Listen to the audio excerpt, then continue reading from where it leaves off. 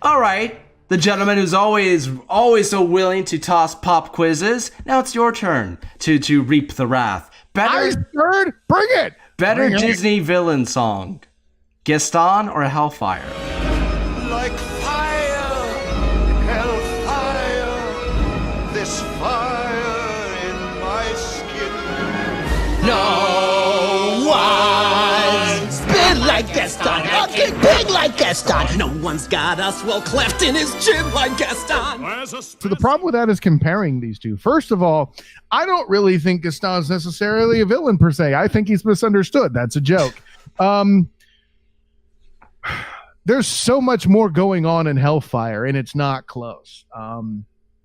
Now when I'm at a party and there's karaoke going, I'm not going to fire up Hellfire, but Hellfire is the better song, right? And if there's a party and there's karaoke going to happen, you better bet I'm there. No one. And then next I'm like, put in the Deadpool version. Yes, there is a Deadpool version. It's effing hilarious. Well, here's the thing. I mean, a lot of people say, like, why would you even dare to compare these two songs? I mean, stylistically they're different. The tone is different. I figured it's because you were just an a-hole, Demos, but I'm. No, I have a couple of reasons beyond the fact that both films were directed by the same directors, and the team from Beauty and the Beast went on to Hunchback. No, both songs are inspired by two characters lamenting about unobtainable women.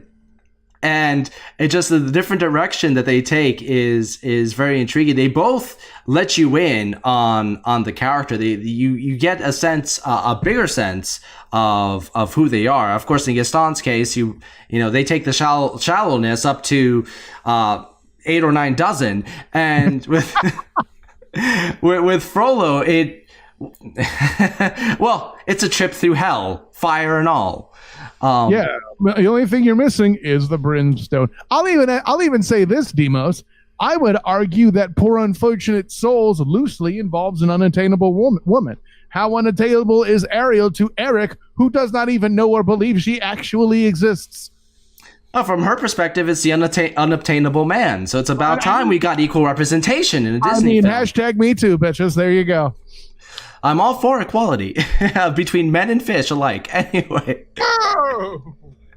What was it? Was it George W. Bush that said that man and fish could one day live together in peace or something? It sounds like something he would say. Anyway, I digress. It's more like Dan Quayle, but let's move on. But, I would, if there was a karaoke version of Hellfire's, screw that. I would definitely rock that out. If I could sing it well, I would rock that out at karaoke. It's very interesting you say rock that out because, I would love to hear a power metal version of Hellfire. And if I could sing it, I would do it. But see, now you can keep the party alive at least. If Christopher Lee was still alive, I'd love to hear his death metal version. Okay. Oh. Christopher Lee did that kind of stuff. I mean, arguments? Exactly. No. But which is, I think they're both very good songs. If you're talking about which one's more powerful, there's no comparison. Hellfire is going to be the more powerful song. Hellfire, at the end of the day, is the better song. But Gaston is the more enjoyable one.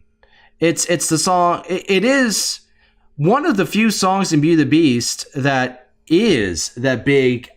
With the exception of Be Our Guest, it is a big show-stopping tune.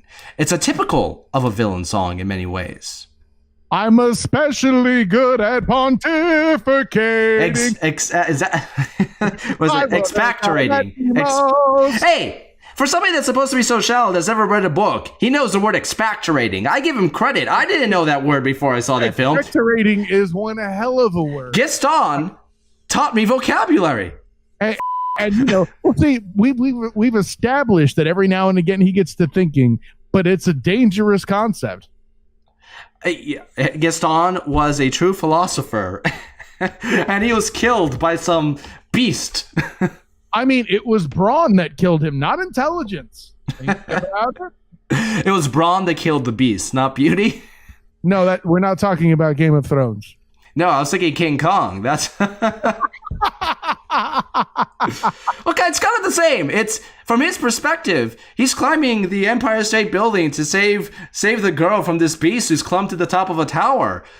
Beauty and the Beast is King Kong with musical numbers. Hey, listen, I'm sure that ape could cut a damn rug. Don't front. And once again, we've sunk to a new low, but I enjoy it, so it works out. If you want to join us here in the gutter every week, make sure to subscribe to Hilarity by Default.